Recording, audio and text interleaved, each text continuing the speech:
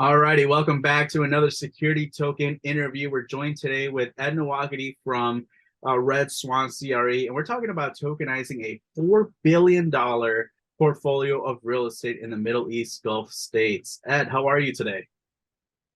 Doing well, Jason. How about you? Doing great, doing great. I'm really excited to host you today. Where we saw the press release come out, we just had to have you on to talk about this and dive a little deeper into what you're doing on the other side of the world. So, but before we go into any of that, it is very exciting, and I really want to dive in. But for any of your new viewers watching this interview, can you give us an intro to yourself, how you got into tokenized real estate, and what RedSwan is doing? Sure. Hello, everyone. I'm Ed Nwokedi. I'm the founder and CEO of RedSwan CRE. I've been in real estate for 20 years. I was the executive director at Cushman & Wakefield, doing capital markets, where I was really involved in a lot of high-end institutional quality real estate.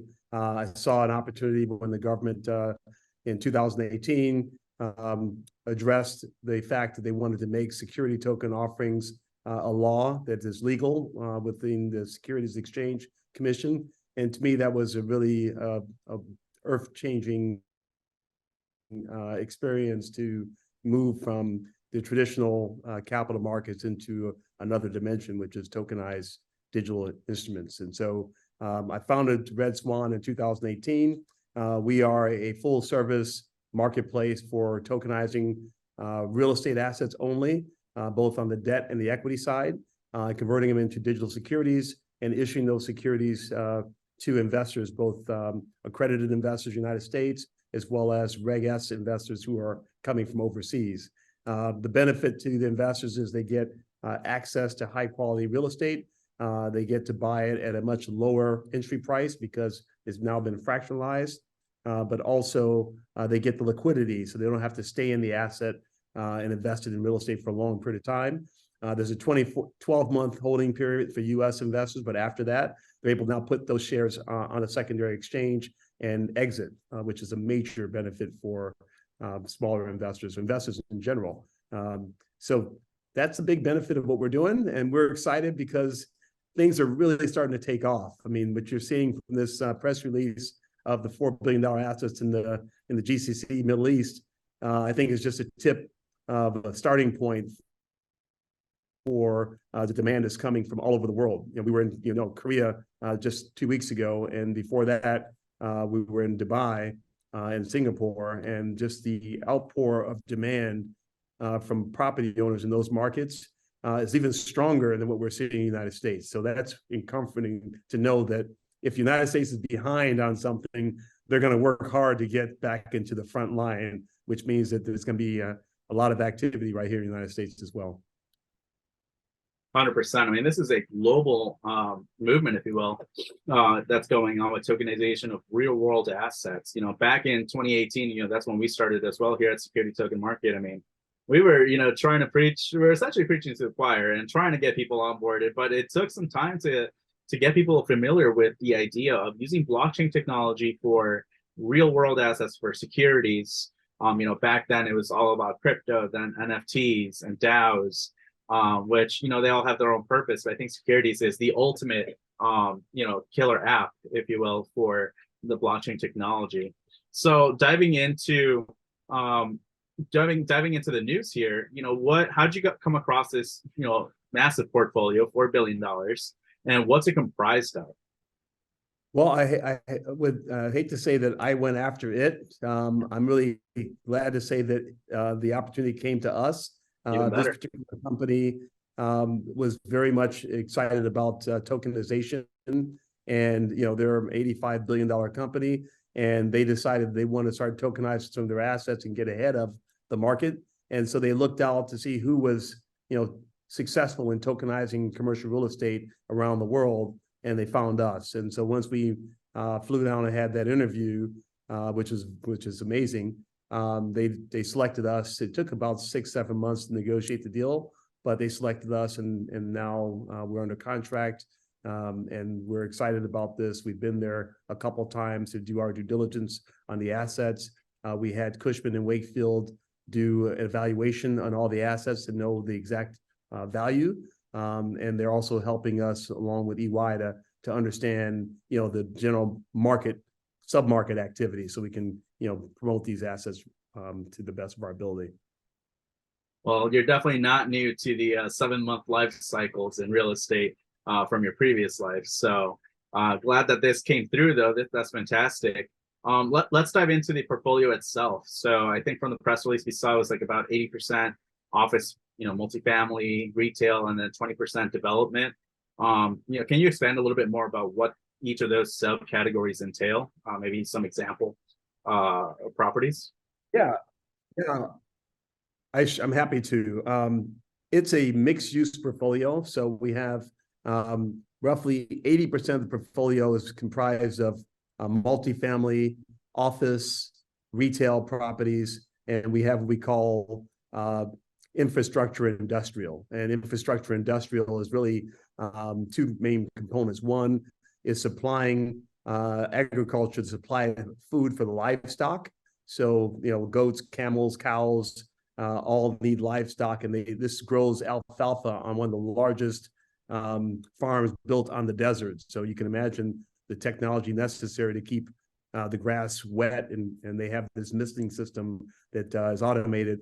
But yeah, it's a very attractive industrial portfolio, part of the portfolio. And then there's also a fish farm, which is probably one of the largest fish farms in the world on the Gulf Sea, where they really produce several million pounds of salmon per quarter.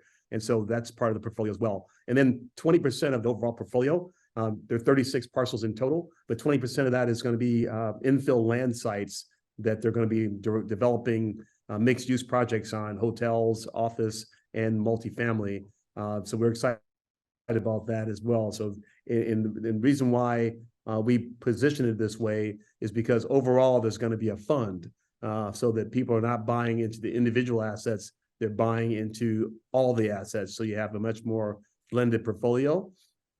And it will start off with a consistent yield, annual cash pay from the stabilized assets.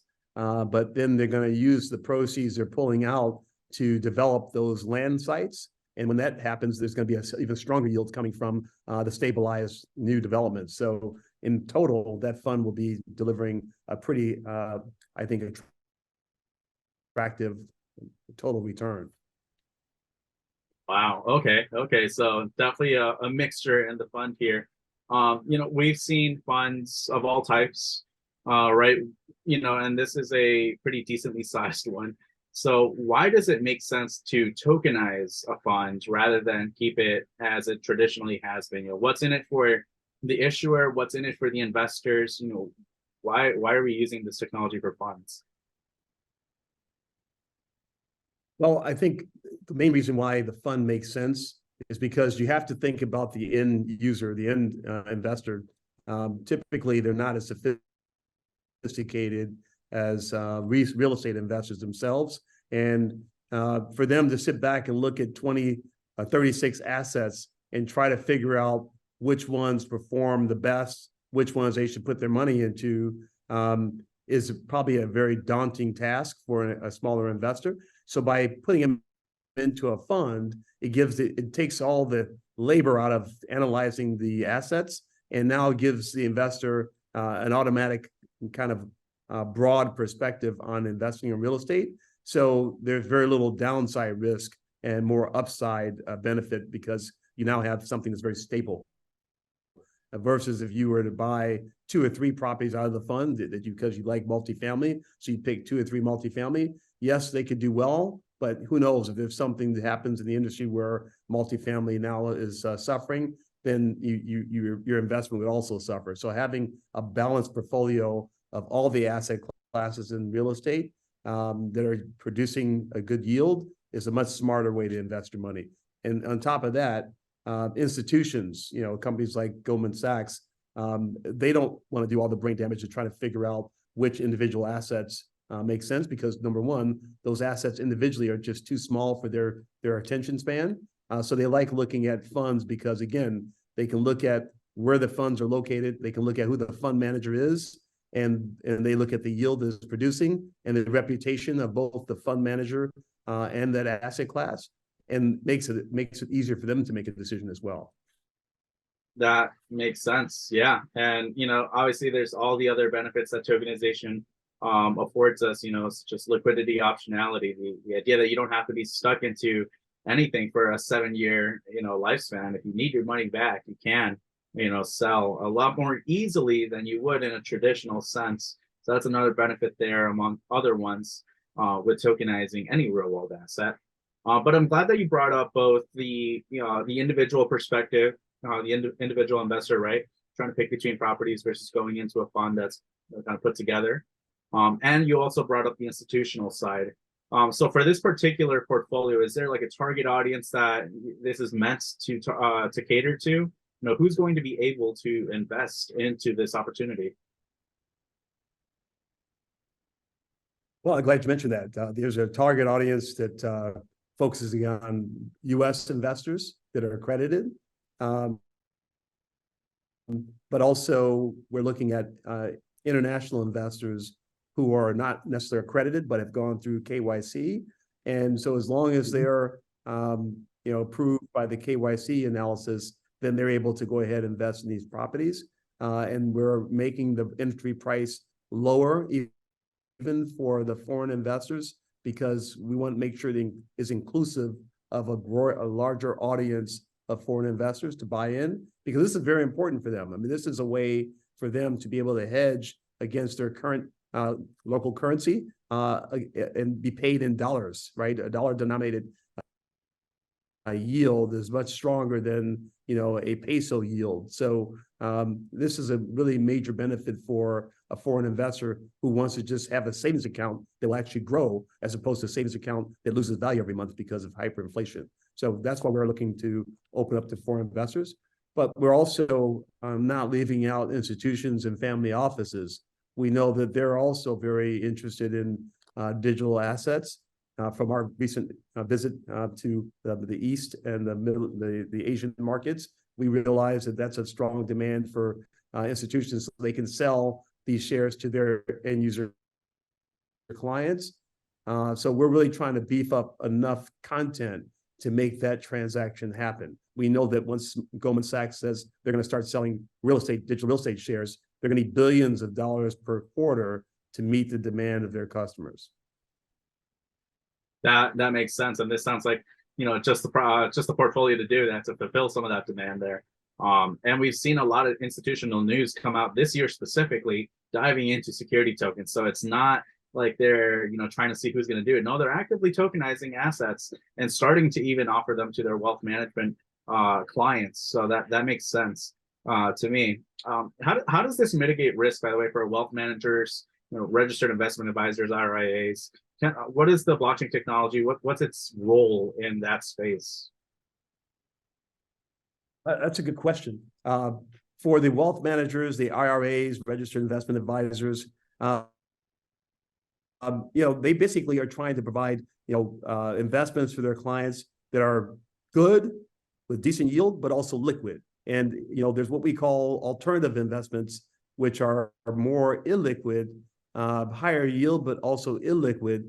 And typically that represents between 10 and 15% of a portfolio that a wealth manager is going to administer.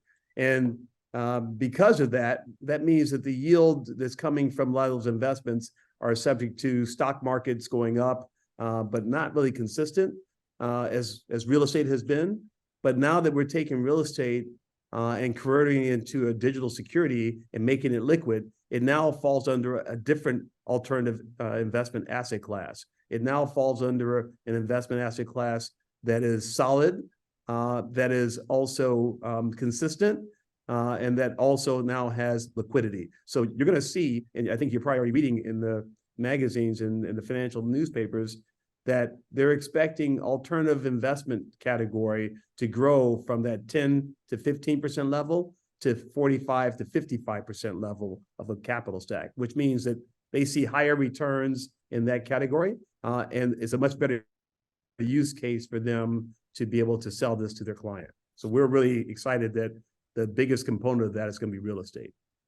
I like that a lot. That's really cool. Not to mention, again, blockchain making processes easier for them. When it comes to back and middle office processes, rebalancing portfolios. My background comes from that wealth management area, and I know that rebalancing is one of the tougher parts, especially with alternative investments.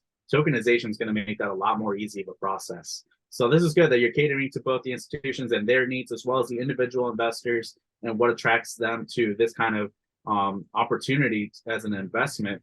I'd like to dive a little deeper into now the opportunity. We talked about how it's a fund, and we talked about the structure and what it's made out of. But let's talk about the region that it's located in. What is the benefit of investing in the GCC, and what do you see that investors will be able to reap from that location?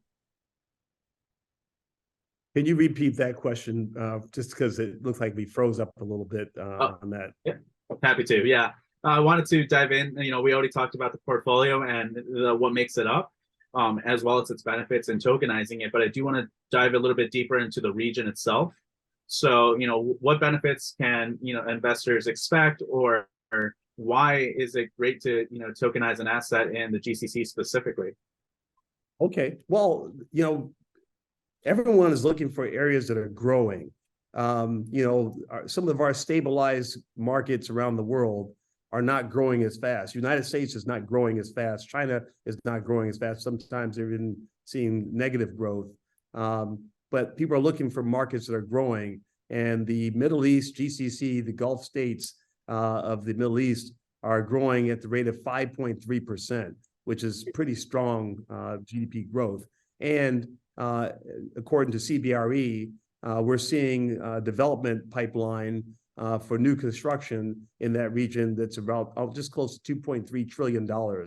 Think about it, $2.3 trillion of new development projects over the next 3 years in that market. One is that Saudi Arabia is going to have the World Cup, and also World Expo, which means they have to build a significant amount of hospitality hotels to cover that traffic. But just the overall business growth and population growth that they're seeing is why they're predicting that much development activity. So you go where the money is. And if the money is in these emerging countries that seem to be solid and have a good track record, and that's where the growth is happening, it makes sense to put some money in that market so you can beat the overall average for yield. That makes so much sense. And it's so smart that you guys are getting into this now, right before that, kind of pops up, right? And so, this kind of takes us back to the makeup of the portfolio. Part of it is some of that land, raw land that hasn't been fully developed yet. And so you are getting in early. You're able to reap the benefits from A, things that are going to be built on it, and B, just by the mere fact that things are going to be growing around it might grow that property value as well. So this is a great opportunity, getting in early on this. And as you reported, at one point, trillions of dollars that are going to be bringing up in this region are really cool to see. And speaking of the region too, so that's the growth of the region. Let's talk about, is there anything related to the political or jurisdictional situation there in terms of tokenized securities, or are we leaning more towards the Reg D, Reg S situation here in the US? Talk to us a little bit more about that aspect. Well, in those markets, there are several countries in the GCC. There's the UAE, which is Dubai, Abu Dhabi. There's Saudi Arabia. There's Oman. There's Qatar. All those countries are going through quickly to bring out, government requirements that are mandated for digital security. So in many cases, they're in the sandbox where they're testing out technologies so they can now come up with a process similar to what we've done here in the United States for creating and issuing digital securities, and also for a secondary market trading of digital securities. So a lot of them are going through that process right now. They've already gone through, and I think are ahead of the United States, but they've gone through regulatory guidance and compliance for cryptocurrency, which I thought is very important, because that's one of the things holding back the United States, is that we're still trying to figure out how to, handle cryptocurrencies. Is it a security or not?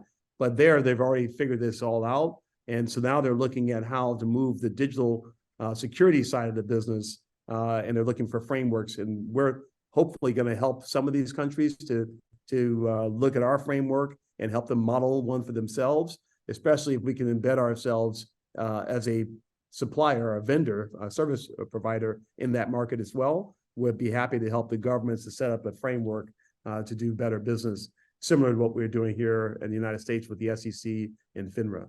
But great markets, very active, very aggressive. When I see these countries around the world, and I saw a lot of them in Singapore, they look at this as an opportunity to catch up. They see the change in the world, in the financial system, and things that used to be all dollar backed, now having other options. Now, these countries see this as a way for them to wake up, to get new, fresh capital that's not necessarily depending on the dollar, and step up a couple levels in terms of their operation. So everyone's excited about digitization of currencies, as well as digitization of real world assets. Really, really interesting take there. And, you recently did do a tour basically around the world, speaking at conferences, attending different events. And it's great to see, from what we heard in your feedback there, is that, there are other countries that are moving a little faster than us here. And it's, from being the home team, it's like, all right, cool, well, we got to catch up. But it is also exciting to see that progress is being made. But vice versa too, if you're going to be helping them kind of figure out, what those steps are as someone that's actively in the space, I think that really sets RedSwan as one of the leaders in the tokenization arena, right? You're able to influence some of what those best procedures are, best practices, how to do this the right way in terms of adopting tokenization. So that's really exciting. Absolutely. I think that we are definitely a leader as far as the real estate sector of tokenization. I think that we're actually making the market for that and showing people how it's done. But I think we're also teaching a lot of the sponsors, because I think that 80% of the real estate owners out there private ones, not public ones, the private ones don't have a clue as to what this is doing to the financial markets. They're hearing rumblings of it, but they're still confusing digital securities with cryptocurrency. And I think that they need to catch on quick. And we hope to reach the top to the bottom in terms of informing them of the benefits of going digital, because it's not something they want to wait for over the next 2-3 years. They're going to do it. They better do it right now, because if you want to hold on to your market share, then you have to be ahead of the competition.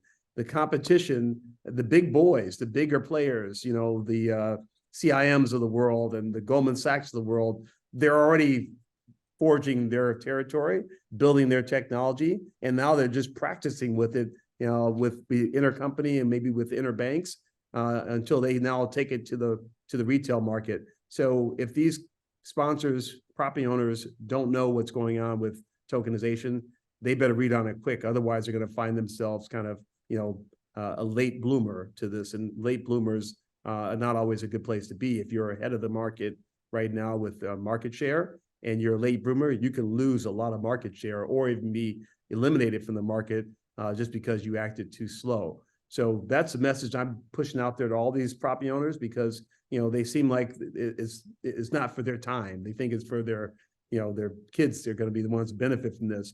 Well, if they don't jump into it now, there won't be anything to hand over to the kids to benefit, because people are going to take advantage and buy them at a cheaper price and then be able to roll on with it to see the success in later years. So it's really important that you and I spread the word to property owners that we're comfortable with and want to listen to us, because now is the time for them to really jump in and get active. Absolutely. It's what happened with the internet, right? It started slow. We had some early movers, and they're probably some of the ones that did the best because they understood it the best. They helped build this infrastructure. And so if you're going to be learning about this now, still have a chance to get ahead while everyone else is catching up. So part of it is watching interviews such as these, reading reports, but also it's really great that you guys are bringing on actual tangible examples. And you guys are actually tokenizing something. You guys can show some of these property owners like, hey, look, these guys did it. Here are the results. Here are the benefits that their investors are getting. Here are the benefits that they're getting as a sponsor. So what's holding you back now? It's been done. It's being done. So now it's your turn. So that's part of the reason why we want to amplify all these different examples, right? And this is a great one, $4 billion real estate portfolio. Fantastic.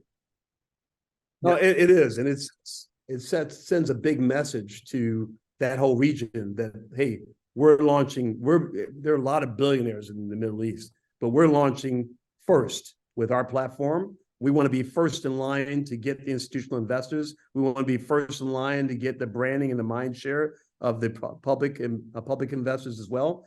I think it's very smart, great move for them, and that's why I applaud them that they hired us, because they feel that we're going to be the best to cast their brand and their properties to the market.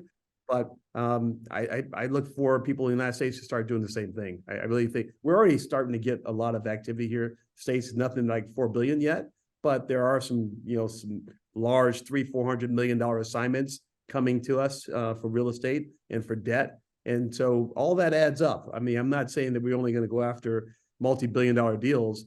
We want to go after, the rank and file deal that makes sense. And so we're starting to see, people who are more conscientious about the digital assets in the world come to us and say, look, I have this fund. I want to see if you can digitize at least a portion of my fund to see if I can sell some of the shares to people that are not part of my traditional investor list, right? That's a smart move.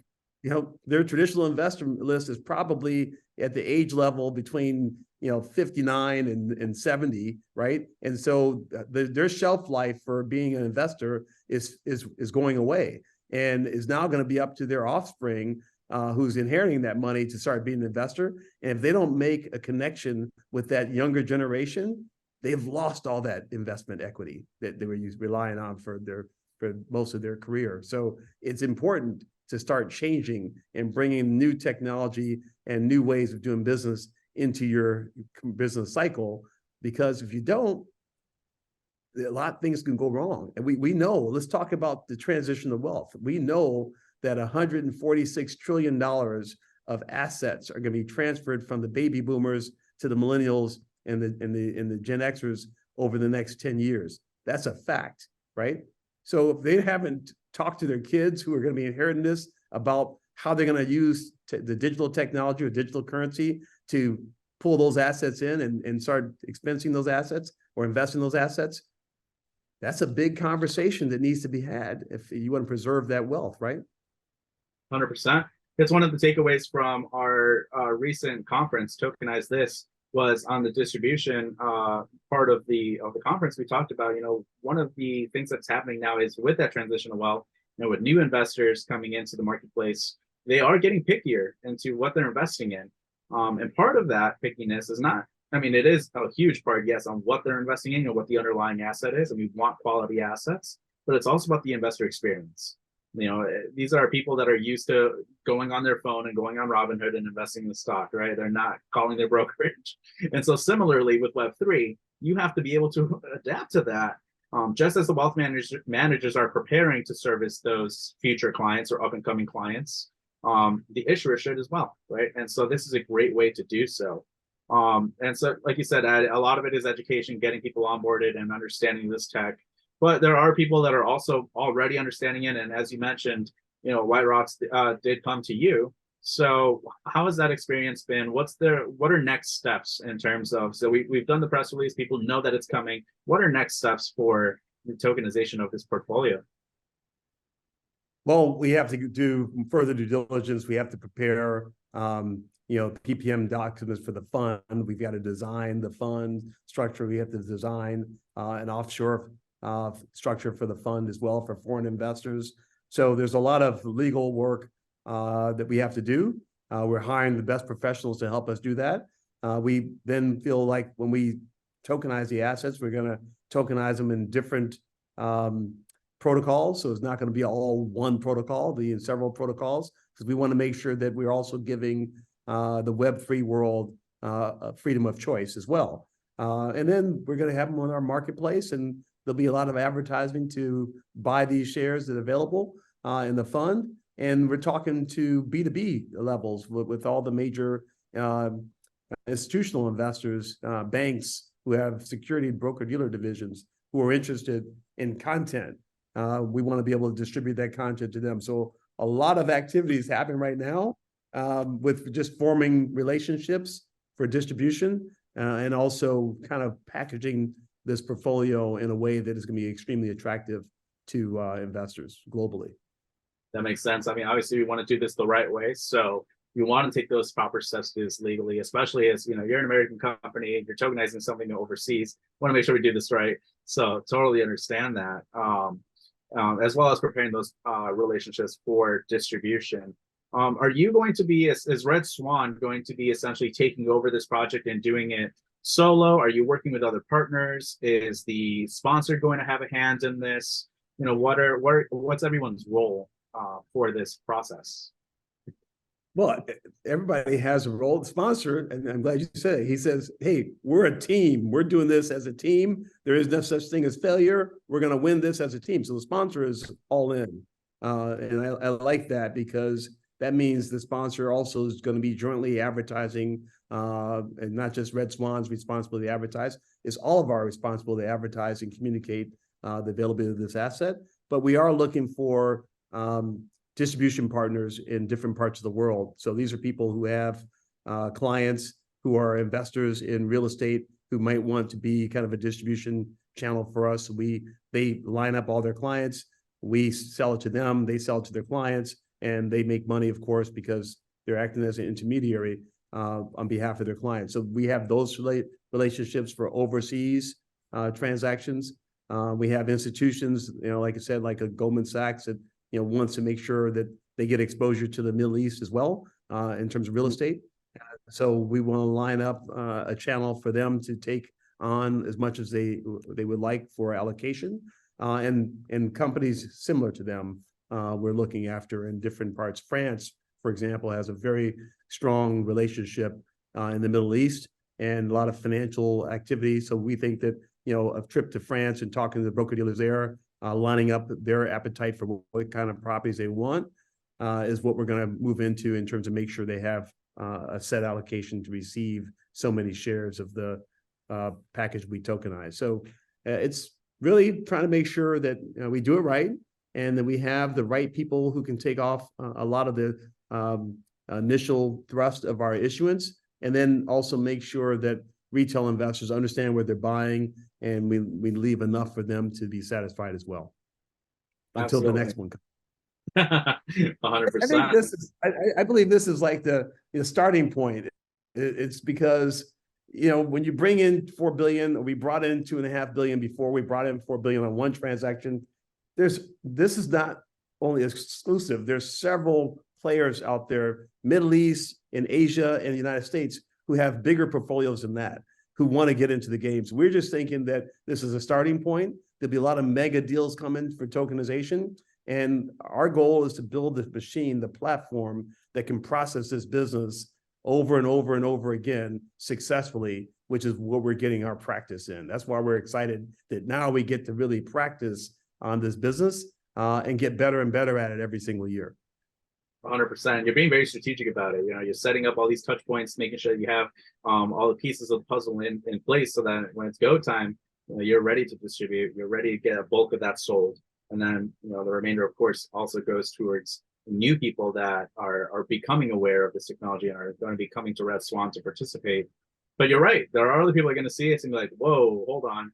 I want to be doing this too. Like, how do I copy and paste for my portfolio, or, you know, whatever the case may be? But you're proving the model essentially.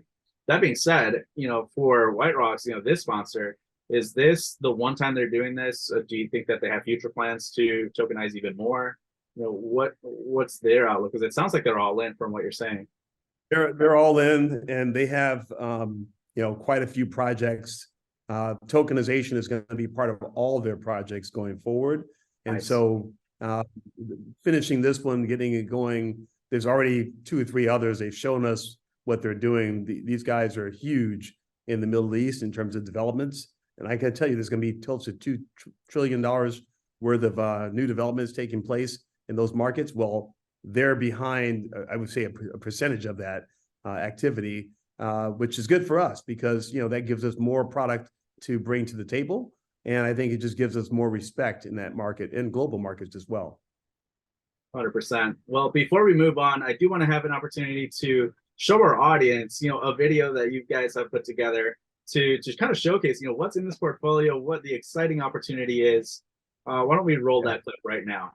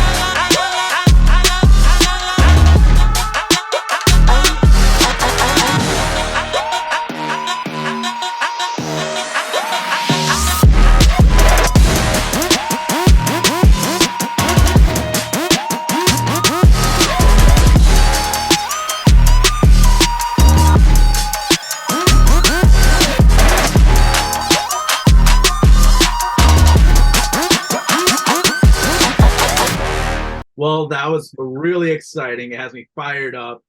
Ed, this is awesome, man. I mean, does this show all the properties that are part of the portfolio? What's this, breakdown? It's probably 25-30% of the property. We couldn't show all of them, otherwise the reel will be too long, but it gives you a pretty good glimpse of the quality and the management style and the locations of the asset. We're not talking about something out in the farms or in the desert somewhere. We're talking about, CBD locations, some of the best locations in the Middle East.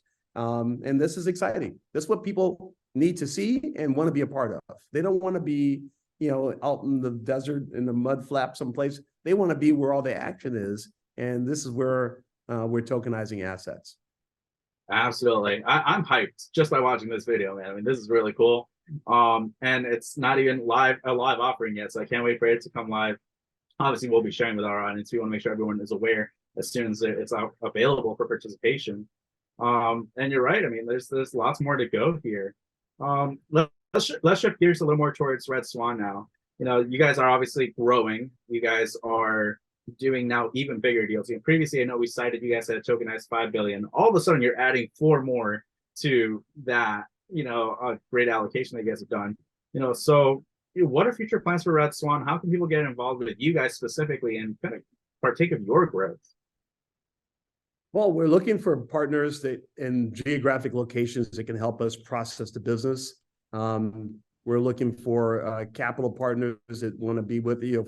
We're raising capital right now, but we're always trying to raise just what we need, not more, right? We've been very frugal with our money so far, and look where it's gotten us. We still have a lot of money in the bank. We're generating revenue with every project we bring on board. So we're in a good situation. We don't need to raise hundreds of millions of dollars. We're raising $5 million for those lucky investors who want to be a part of this. Because for me, it's all about growing our value of our stock, right? And that's been growing consistently since we started. But if we can continue to bring on tens of billions of dollars of the properties on chain, these are assets under management. People don't realize that, but the end of the game is assets under management. So if we have $200 billion of assets under management in the next 3 years, well, guess what? As we squeeze those assets, the currency comes down at the bottom, right? Asset management fees, transaction fees, issuance fees. That's a pretty good arena to generate revenue from when you have your hands around 200 billion or more. And our target is 1.2 trillion. We see that as being a TAM that is attainable over the next 5 years. But let's just say that in 24 months, we're able to get $200 billion of assets under management. That does a lot for our stock. And I think that's what I want our investors to look at, is how much value we're bringing to the stock that they're buying from RedSwan. And so it's really simple math, right? If you're the leader and you're staying the leader and you're adding more assets under management, you're going to get your revenue. I mean, that's what the name of the game is. So RedSwan is healthy. We're all happy. We're excited, but we do want to bring in some capital so we can continue to add more personnel, because Ed can't be in every country at every time. We need to have leaders, and we have leadership in Africa. We want leadership in Middle East. We want leadership in Asia. And so that way we can generate more activity in each one of those markets and feed, our overall base of the business to process. And so that's really what we're trying to do. That's how we scale. Right. Yeah. And all of those, things that you mentioned that are going to contribute towards the value of the stock for RedSwan, those are things that you guys are doing already, not to mention future plans and things that you're going to be developing where you're going to be able to create even more revenue, and build and provide more value for all the assets that are coming in right now even, and that have come in already into your ecosystem. So there's only room for growth here. And not to mention, you guys are already expanding, even without the capital raise, you guys are already expanding to new areas, tokenizing new properties, new assets. And so you guys are growing fast. I love this. And you're leading by example here. Is there something that you want to like leave our audience with, or like something maybe that I'm missing that you really want to make sure that we cover? Because I'm really pumped with everything that we've done, that we talked about so far. Well, we've talked about a lot, and I don't like to brag too much about the company. I think, it speaks for itself what we're doing. Some people don't see it, but now they're starting to resonate that, hey, these guys made sense, and they're making more sense right now. But I really wanted to speak to those younger generation investors because, they're the ones that have been locked out and left out. They're the ones who are probably confused as to what's going on right now. How can they get ahead? And I think that if they start focusing on this real world asset, digitalization of assets and how to move these assets, how to trade these assets, that's going to give them significant upside as they build their careers. And no matter what they do, they can be doctors, lawyers, whatever, but they start, investing in digital real estate and trading it like they trade stocks and getting sharp at it. That is a good place to be and to grow from as a launching pad. And so I'm talking to them because they're the ones who are really going to be in it for the longer term. Our senior citizens who are kind of in control right now, they're starting to sunset. So I'm not really trying to force a new tool on people who are sunsetting because it's kind of useless. But those behind them, who are coming up behind them, the youth, is really where we're focusing our conversations. This is where I'm putting my time for education, is going to schools, and it's like Rice University, and speak to them because they're just absorbing all the content we're giving them because they're interested. They see this as a real change opportunity. 100%. You're nailing it right on the head there. And not to mention, I think that there's a pretense to crypto in the Web3 world, I guess, that it can be complicated. How do I create a wallet? How do I connect everything? But there are ways to not necessarily have to go through every single one of those DeFi routes. There are ways to make this a little bit more Web2 feeling. And you don't have to know that Web3 is in the back end. The blockchain is operating, but you're going to reap the benefits. And so why not educate yourself? And of course, that's a starting point, and then you can learn more and then dive in even deeper into Web3 if that's your choosing or your liking. But at the very least, participate and learn about, what you can participate in right now easily. And so, keep watching interviews like these, keep following RedSwan and what they're doing, all the examples that they're showing actively. How can you get involved? Yeah. Get involved, right? I mean, buy some stock. The best way to learn and follow something is buy a little. It's not like it's expensive anymore. It's not like you have to spend $1 million to buy a share of a building. You can buy a share of a building for $500. Buy the shares, watch it. This is how you learn. You learn by experience. And I think people are going to do it. I mean, it's just a matter of time. I don't worry about, like I used to worry about, is this going to happen? I don't worry about that anymore. I see it happening. The question is, how much do we want? I mean, how big of a player do we want to be in the business? How wide do we want to be able to, provide services? That's what we're going through right now. Not is it going to happen? It's already happening. The question is, where do we want to be, and how much do we want to grow? Absolutely, you're right about that. Hands-on experience, feel it for yourself, go through it. It's not as scary as it looks. If you make a mistake, you're also not putting, your whole wealth into it. You're putting in a fraction of it, a very small fraction. So give it a shot. Give it a shot. A digital wallet is easy to download and set up. It's not like you're loading it up with cryptocurrency that is bearer bonds. Digital securities are registered securities. If you put a digital security in your wallet and you lose your wallet, you lose security, you can call RedSwan up. We can burn those old securities and reissue new ones. So you have no risk at all to get involved in this game. That's perfect. Zero risk, right? It's just people don't understand because, you know, they're listening to, you know, these chat rooms or, you know, the Discord, you know, feed that's going back and forth, and they're hearing all about cryptocurrency. They're hearing about the government pushing back on cryptocurrency. This is not cryptocurrency. This is investment in securities, just like investment in the stock market. It's not investing in coins, a coin collection. It's investing in the stock market. So once people understand that, you will see a quick change. It's already happening, but you'll see them jump and want to be, you know, putting all their efforts into getting more. It's funny. I see people who didn't know anything about this, that read one book or read one article or saw a couple of videos, and now they're one of their tasks in life is to acquire more information to get smarter and smarter at it. I have a neighbor who gives me documents of things they're reading around the world about blockchain and digital assets, but 4 months ago was clueless about it. But because it struck a chord of being interesting, she's just diving into so much research information and just absorbing it all. I think that's wonderful. And I think that's what a lot of people are going to do in order to get ahead. Yeah, once you start, you know, you get sucked into that rabbit hole and you want to learn more because it is intriguing. It's never been seen before. Blockchain is different. It's new. So it's not another web app. It's not another Web 2 application. It's Web 3. It's a new change that we're going to be seeing in the coming years. So Ed, how can people get in touch with you, whether they're a sponsor and they want to tokenize an asset, or if they're an investor and they want to participate in the tokenized security space? How can people get in touch with you, RedSwan, and participate? Any questions about anything related to tokenization, info@redswan.com is one way to just ask questions and get answers. A DM directly to me on LinkedIn. I pay more attention to LinkedIn. I'm also on Telegram. So a DM on Telegram. I don't do a lot of Twitter. We advertise there, but I don't check Twitter as much.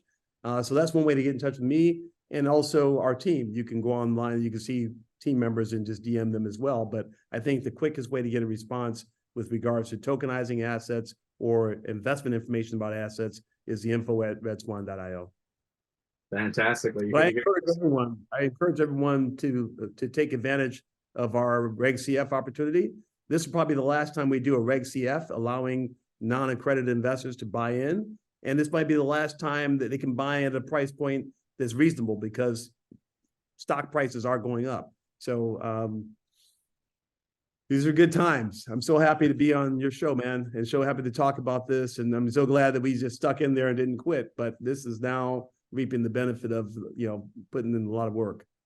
Absolutely. Well, now let's just add even more fuel to the fire now and grow faster now that it's picking up, right? And it's all the more motivation to keep going and to continue on our paths forward. So you're here to hear it first, everyone. Make sure you check out redswan.io and learn more, participate, and, you know, check out their offering. It may be of interest.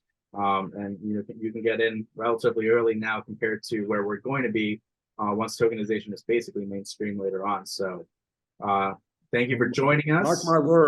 Mark my words, in the next 5 years, you'll be talking about RedSwan will be very similar to BlackRock. You'll be talking about, as you talk about BlackRock, you'll be thinking about RedSwan on a digital level of BlackRock, because that's where we're headed. So that's exciting stuff. So thank you. Household name. Appreciate it. Absolutely. Thanks for joining us. Everyone, like, subscribe, and follow RedSwan as well. Take care, and we'll see you next time.